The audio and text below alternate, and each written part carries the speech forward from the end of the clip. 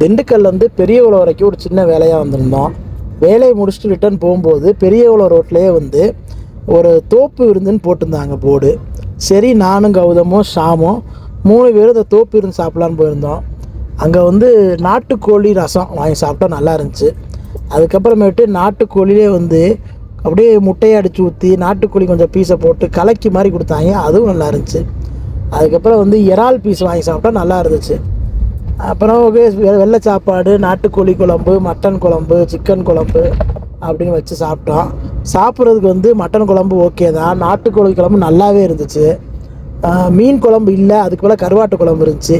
எல்லாமே நல்லா இருக்கு. சாப்பிட்டு இருக்கும்போது தான் தெரிஞ்சு மட்டன் குழம்புல வந்து மட்டன் தலைக்கறியை போட்டு குழம்பு வச்சுட்டாங்க.